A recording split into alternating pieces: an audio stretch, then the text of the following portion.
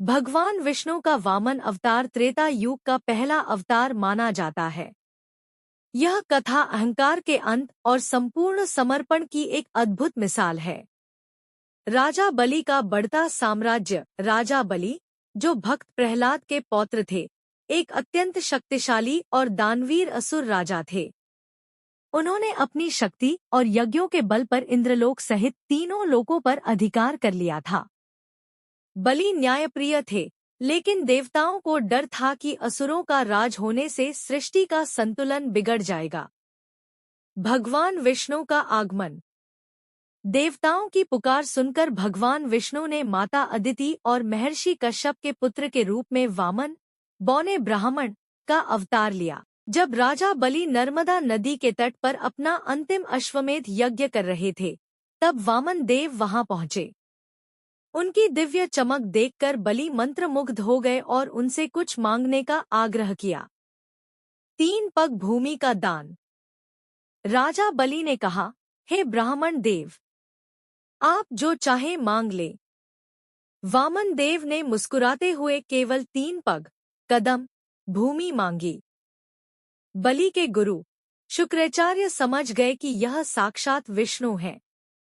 उन्होंने बलि को चेतावनी दी, पर बलि ने कहा, यदि स्वयं भगवान मेरे द्वार पर मांगने आए हैं, तो यह मेरा सौभाग्य है। मैं अपने वचन से पीछे नहीं हट सकता। विराट रूप, त्रिविक्रम।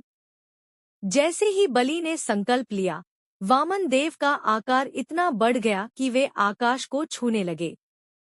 पहले पग में उन्होंने पूरी पृथ्वी नाप ली। दूसरे पग में उन्होंने स्वर्ग और समस्त ब्रह्मांड नाप लिया। अब तीसरे पग के लिए कोई जगह नहीं बची।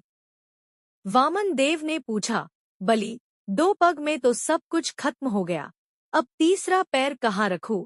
बलि का पूर्ण समर्पण। राजा बलि समझ गए कि प्रभु उनकी परीक्षा ले रहे हैं। उन्होंने बड़ी विनम्रता से अपना सिर आगे कर दिया और कहा, प्रभु, संपत्ति से बड़ा संपत्ति का स्वामी होता है। आप अपना तीसरा कदम मेरे सिर पर रखें। भगवान विष्णु बलि की इस भक्ति और दानवीरता से अत्यंत प्रसन्न हुए। उन्होंने बलि को पाताल लोक का राजा बना दिया। बलि के द्वारपाल, रक्षक बनकर रहने का वरदान दिया। मान्यता है कि आज भी राजा बलि पाताल में निवास करते हैं और हर साल ओणम के त्योहार पर अपनी प्रजा को देखने पृथ्वी पर आते हैं।